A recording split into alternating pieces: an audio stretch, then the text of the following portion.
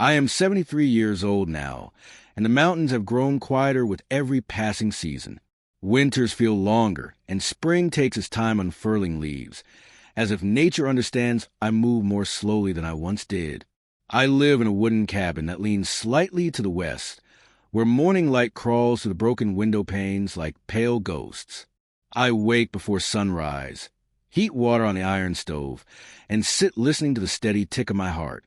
Age has not made me wiser, only heavier with secrets.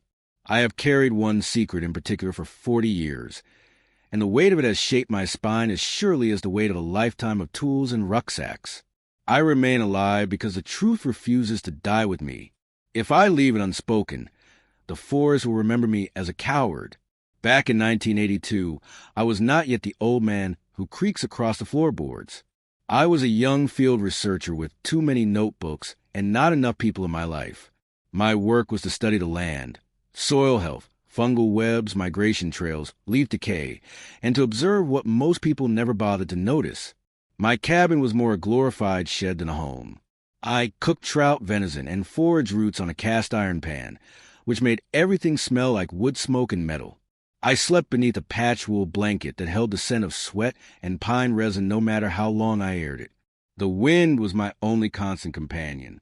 The forest offered more conversation than any town full of chatter. I was not hiding from humanity, only retreating from its noise. 2 hours down a rough gravel road was a town with a market, a lonely post office, and a bar that stayed loud long after midnight. I visited twice a month for dried beans, salt, medical supplies, and an occasional newspaper. I exchanged polite sentences with people who knew me only as the quiet man in the woods. There was no wife waiting for letters, no parents writing for updates, no children dreaming of my return. Loneliness settled into my bones like comfortable sediment, and I wore it without complaint. The forest gave me purpose. I learned to recognize the difference between the flap of raven wings and the rustle of elk antlers brushing saplings. Some nights the trees sighed as if remembering ancient storms. I listened to the sound of water breathing through mossy roots, as if the entire world existed beneath the soil in a symphony too deep for city ears. One October evening, a violent storm beat the earth with cold rain, and fog rose from the forest floor like spilled milk. I was writing observations about decaying cedar bark by lantern when I heard a sound just beyond the storm's roar. Slow, uneven breathing, deeper than any bear or deer I had ever encountered. Rain pummeled the roof like angry fists, yet the breathing persisted, each exhale rough enough to prickle my senses. I held my breath and listened harder, separating thunder from desperation. The sound came again, long and ragged, like lungs struggling against crushed ribs. I felt neither fear nor curiosity first, but a strange pull, as if the forest itself commanded me to rise. I grabbed a lantern, pulled on my soaked boots, and stepped outside. The cold slapped me instantly, and the rain stung my face like needles. The storm turned the world into a blur of shadows and shivering branches. My boots sank into muddy earth with every step. I followed the breathing the way sailors follow the knowledge of a distant lighthouse they cannot see. 100 yards into the woods, I found movement behind a fallen spruce. My lantern illuminated a shape so enormous that for a moment I thought I had discovered a dying bear. But as I knelt closer, fear gave way to awe. The creature lying in the mud was not a bear, and not anything I had ever studied in any textbook. Her fur was matted with blood and rain. Her massive arms trembled whenever she tried to shift. She was pregnant, her swollen belly rising and falling with shallow, pained breaths. The forest held its breath with her, as if the wind itself refused to disturb this moment. She opened her eyes and looked directly at me. They were deep, ancient eyes, sad, frightened, but not hostile. I froze, unable to move, unable to breathe, unsure if I was witnessing a miracle or the last chapter of something undiscovered. She exhaled sharply, a guttural sound that held neither aggression nor threat, only unbearable suffering. I saw intelligence in her gaze, something far too human for me to categorize. She was asking for help without knowing my language, without knowing my intentions, yet trusting that I was not a predator. Her breathing rattled like branches scraping a cabin window at night, unsteady and desperate. I reached out a trembling hand and held it above her wounds without touching her. Her fur radiated feverish heat. When she tried to speak, the sound came like a broken hum, frustrated and fading. Only then did I notice the torn flesh near her ribs, likely from a hunter, trap, or falling tree. The storm had washed away scents and tracks, leaving only suffering. Instinct demanded I retreat, but something deeper insisted I remain. I thought about how many dying animals I had encountered over the years, and how helpless I had felt each time. Yet this was different. Her eyes understood fear, understood grief, and somehow understood me. She was a mother fighting for the child she had yet to hold. I could have walked away, and no one would ever have known what lay behind that spruce. The world was not looking for her, and certainly not looking for me. But my legs refused to leave. I felt the forest urging me to kneel as though I had been summoned into a covenant I did not expect. Her hand twitched and brushed my sleeve, not grabbing, only pleading. If I had known what my choice that night would cost me, I might have turned back toward the cabin and convinced myself that mercy can be selective. But in my heart, I understood one truth clearly. Walking away would have meant living with a regret colder than any winter I had ever survived. And the forest does not forgive a man who abandons a mother. In the hours after I found her, the storm did not relent. The forest dripped with icy rain, and my lantern sputtered with every gust. She could not walk, and her belly tightened with painful spasms that made her whimper. I whispered apologies, knowing she did not understand the words, but perhaps understood the tone. The mud soaked her fur, and the cold frightened me more than the blood. If I left her there, she would not survive until morning. I hurried back to my cabin for supplies. I gathered blankets, water, bandages, herbal salves, and a leather satchel filled with whatever medical tools I owned. My hands shook as I worked, terrified that each minute away was a minute she lost. When I returned, she lifted her head weakly, recognizing the scent of my footsteps before seeing the lantern. I cleaned her wounds beneath the tar-black sky. The lightning above cast brief glimpses of her face, each flash revealing intelligence that softened my fear. When contractions overtook her again, she clutched the earth, her claws digging furrows into soaked soil. She labored through the night, and I murmured encouragement like a midwife with no experience. When the infant emerged, limp and breathless, panic clawed at my throat. I rubbed its tiny chest, cleared its airway, and wrapped it in wool. Its first breath came like the crack of a twig. The mother sagged back with a sigh that almost sounded like relief. As dawn bled through clouds, the rain slowed, and fog drifted across the forest floor like tired smoke. I built a small shelter beneath a rocky overhang, lining it with blankets and moss. She crawled inside, carrying the infant against her chest. I checked her wounds again, whispering thanks that she did not resist. The child fit perfectly against her heartbeat. I watched them drift into uneasy sleep, the lantern casting golden warmth upon their forms. Over the next several days, I visited twice a day, bringing food, water, and poultices for her stitches. She never attacked, never threatened me. She observed every movement with an intensity that humbled me. When the child grew restless, it sought my lap with clumsy curiosity. Its fingers tugged my beard, testing my patience. Each interaction built a quiet trust. I learned the way she hummed when the baby slept, a soft, melodic rumble. I wrote none of this down in my official journals.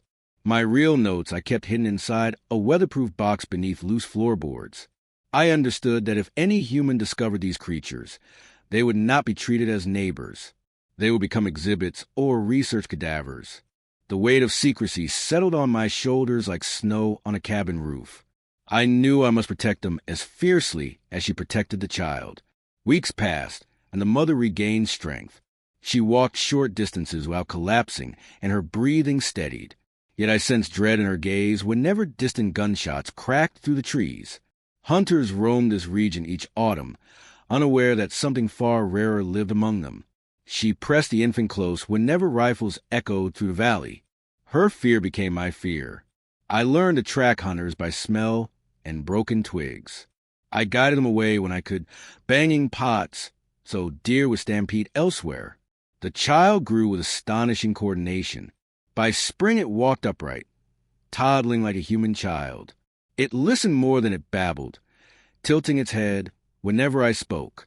Its eyes held curiosity free of cynicism. I wondered if it would remember me when grown. The mother watched these interactions, her expression gentle rather than jealous. She allowed our bond to deepen, perhaps recognizing that secrecy required cooperation. The first major test of trust came when a government surveying team entered the forest in late spring, mapping terrain for possible road expansion. I spotted them through binoculars. 3 rangers with clipboards, measuring distances and taking soil cores. Their presence turned my bloodstream icy. Roads brought hunters, tourists, and bulldozers. If the forest opened, any hidden life would be discovered. I rushed to the mother's refuge and urged her to move deeper into the ravines. She understood urgency before language, with the child clinging to her chest.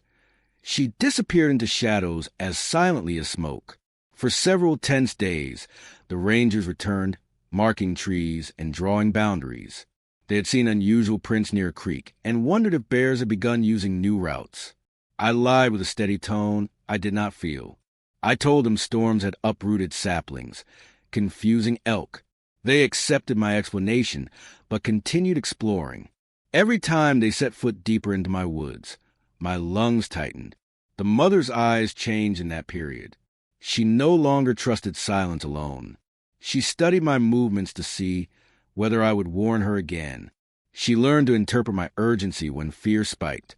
We did not share vocabulary, only devotion to survival. I realized I had been adopted into their world without ceremony.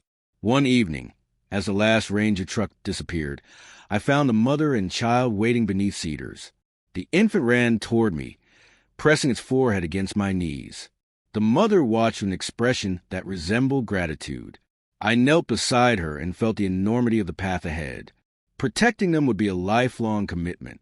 I would have to abandon ambition and every instinct to share marvels with colleagues. That night, I returned to my cabin and sat in darkness. My heart felt split between 2 worlds, society and guardianship. I knew which world I belonged to now. I lay awake listening to the wind scrape across the roof. The forest had accepted me as witness and guardian, yet I sensed that fate had trials waiting. The first true winter after the surveying team left was harsh enough to shatter the forest's patience. Snow pressed branches down like repentant shoulders, and the wind prowled through hollows like a starving wolf. During those bitter months, the child grew bolder, following me with unsteady curiosity whenever I gathered firewood.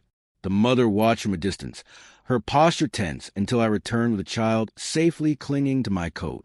I felt as if we were becoming a strange family bound by weather and necessity rather than blood.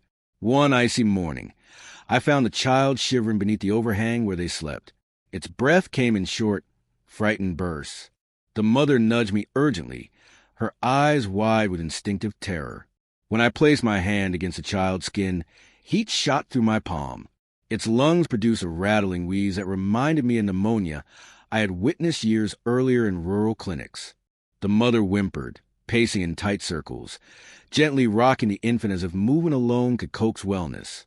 I ran back to my cabin, frantic and clumsy, tearing through boxes of medical supplies I had brought over the years.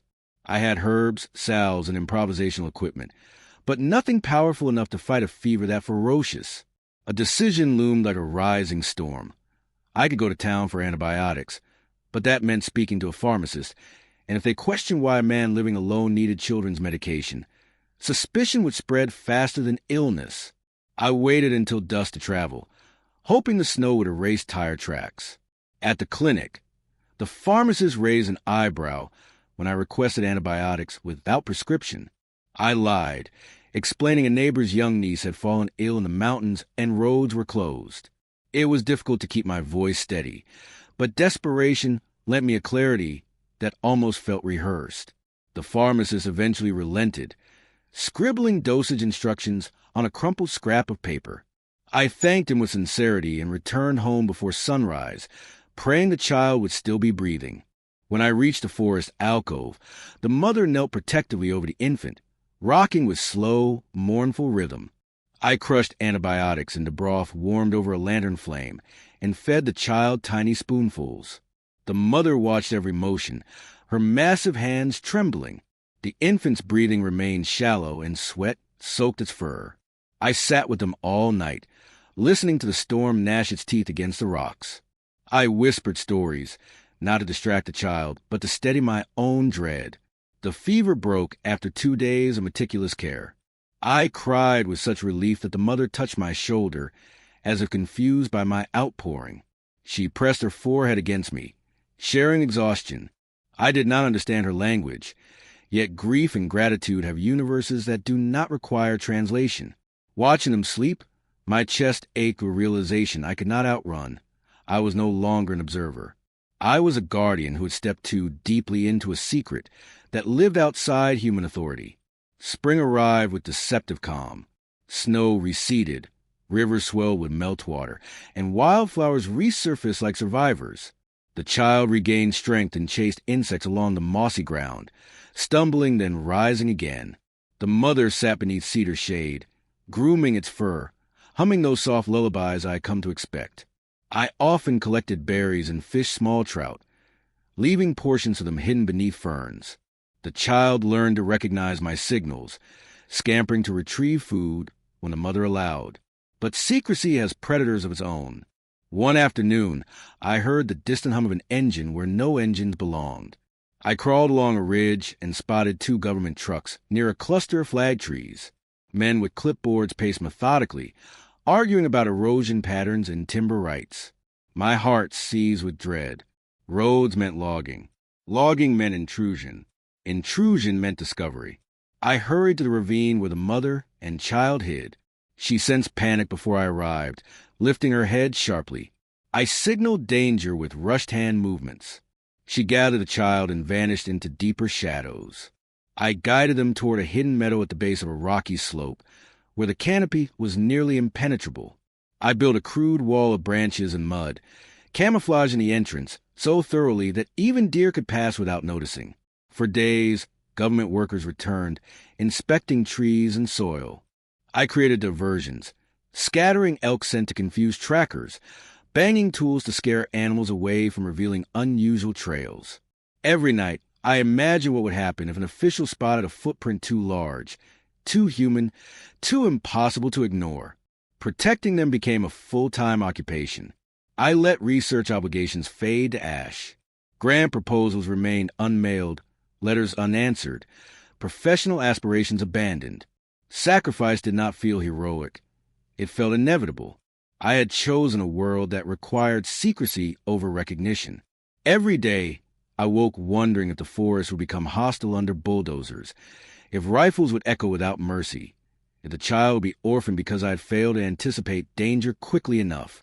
The mother began watching me with keen awareness during those tense weeks, reading fear on my face like weather signs. She no longer dismissed human presence as distant threat. She understood proximity meant death. The child entered a new stage of growth. It learned to climb trees with fluid grace, swinging from lower branches and landing in leaves with barely a sound. It watched me chop wood and mimic my motions using sticks. I could almost imagine an alternate life, a world where a being like this could walk safely among us, learning, communicating, belonging. But humanity does not welcome what it cannot categorize. Discovery would not be celebration. It would be containment. Then came the day when the mother began deteriorating again. It started with subtle changes. Her steps slowed, her appetite diminished, and her breath carried a faint rattle whenever she exerted effort. The scar from her original wound remained tender, and I feared that infection had never fully healed. I tried herbal remedies and rest, but her strength ebbed like a tide unwilling to return. Some evenings she lay motionless, the child curling against her ribs, sensing pain without comprehension. I pressed my ear against her chest and heard a hollow whistle, like air leaking through fractured bark. She watched me with mournful eyes, aware that her body betrayed her despite all our efforts. My fears shifted from government discovery to something far more personal. I might soon be raising a child whose species would not survive exposure, sanctuary, or misunderstanding. One twilight, as the sky turned lavender, she lifted her head and touched my cheek with surprising gentleness. Her eyes asked a single question without sound. Would I protect her child after she was gone? I whispered yes, though my voice cracked with uncertainty. If I had known how soon she would need that promise honored, I would have prepared my heart differently. The forest already sensed the approaching goodbye. The final winter arrived like a silent messenger, carrying omens in every gust of wind. The sky stayed bruised for days, gray swirling into darker gray as if trapped in memory. Snow smothered the forest floor with merciless depth, and each frozen morning I felt the mother weakening further. She tried to forage, but collapsed after only a few steps. The child stayed near her constantly, touching her fur with small trembling hands. The bond between them grew quieter, as though they were preparing for a separation neither of them wished to name. I built a shelter inside an abandoned mining alcove nestled deep in a ridge where no hunter or ranger would ever wander. I lined the walls with blankets, quilts, cedar boughs, and old furs saved from earlier winters. The floor smelled like iron and dust, but with lantern light, it almost felt like a refuge carved from time. I stayed with them for long stretches, sleeping with my back against stone, listening to snow crawl across the entrance like a large muffled animal. Outside, the wind shrieked as though trying to reach us, but inside, the quiet was sacred. Many evenings I told stories to the child, who listened with wide, eager eyes. I described the moon as a silver guide, the river as a restless traveler, and the trees as historians who remembered every birth and burial. The child pressed his head against my shoulder, absorbing the rhythm of my voice as if language were a soft blanket. The mother rested nearby, eyes half closed, absorbing comfort she had earned through unimaginable resilience. Every now and then she hummed, a low note that made the cavern feel alive. Her strength deteriorated faster than snowfall. Some days she could not stand at all, and her breasts rattled like leaves trapped beneath frost. I brewed warm broth with herbs, feeding her slowly, feeling the terrible fragility of a being once powerful enough to uproot saplings with ease. The child sensed each downturn, clinging to her side with trembling devotion, its small chest shaking every time she coughed. I stroked her fur gently, wishing I possessed a magic to reverse her decline. She accepted my presence like an old friend, her gaze softening whenever I entered the alcove with supplies. One stormy evening, the wind rattled the cavern like a drum. I stepped outside to gather snow from melting when I heard distant engines, snowmobiles moving across ridge lines. The sound sliced through the valley, unnatural and sharp. My heart clenched. Government rangers sometimes performed winter wildlife surveys, and snowmobiles could travel where trucks could not. Panic surged. If they explored this part of the forest, the shelter would not remain hidden. I rushed back inside and signaled urgency. The mother tried to lift herself but collapsed. The child whined, pressing its head against hers. I knew escape was impossible. The storm had sealed our tracks, and the cavern would hide our scent. All we could do was remain silent and pray the engine stayed distant. Hours passed. The noise faded, swallowed by weather. When the last echo dissolved, relief drained from me so forcefully I had to sit down. But the fear had taken something from her. That night her breathing changed. Every exhale sounded as if it scraped through broken branches. She reached the child with a trembling arm and pulled it close, almost as if imprinting a final memory. The lantern illuminated her face, revealing a depth of sadness that pierced through me more sharply than any human grief. I realized the battle inside her body had reached its last chapter. I knelt beside her and held her hand. Her fingers wrapped around mine with a softness that unsettled me. I whispered that she was safe, that nothing outside these stone walls could harm her or the child. Tears blurred my vision. I had not cried that openly since my youth, and she watched me with awareness that felt profoundly human. She lifted her head slowly and rested against my shoulder. The weight was almost feather-like, as though life had nearly left her. The child whimpered and crawled into her arms. She pressed her forehead against me, eyes closed with exhaustion. Then something extraordinary happened. Her voice emerged in a whisper, not language as we know it, but vibrating resonance from deep in her chest. It felt like a word carried through ancient soil. My skin tingled. I understood without translation. Gratitude, farewell, trust. She was releasing guardianship to me. I stayed with her until sunrise. The storm eased, and pale light seeped through the cavern entrance like a final blessing. Her breath slowed until silence replaced effort. I placed my hand on her chest, waiting for movement, but there was none. The stillness felt monumental. She had drifted away without fear, as though surrendering to a cycle older than any scripture. The child buried its face in her fur and whimpered with a grief so pure it shattered me. I held them both, rocking in silence, unable to speak. For hours we remained suspended between loss and memory. When I finally lifted my head, the weight of responsibility settled with solemn clarity. I whispered to her lifeless form that I would keep my promise for as long as my heart continued beating. I buried her beneath a colossal cedar, the branches bending overhead like a cathedral roof. The ground was stubborn with frost, and every shovel of earth tore my muscles, but I refused to stop. I wrapped her body in deer hide and evergreen boughs, covering her with sacred care. The child watched, not crying, only absorbing the ritual, as if instinct taught it that farewell is part of existence. Snow fell softly during the burial, each flake tender rather than cruel. When I placed a final layer of earth, I whispered my last story to her, the story of how love survives secrecy. The child pressed its hand against the soil, a small gesture of reverence. Then we sat together, letting the forest hold our silence. Years have passed since that winter. The child grew strong and eventually vanished deeper into wilderness, where it could outrun human boundaries. I never saw again, but some nights I hear rustling beyond the cabin and feel peace instead of fear. I imagine it watching over me, the last living link to a promise made beneath snow and cedar roots. I am 73 now, writing this confession by fading lantern light. My joints ache, and the world beyond these hills feels like a language I no longer speak. When I close my eyes, I see her final glance, filled with acceptance rather than sorrow. Once I believed nature was indifferent.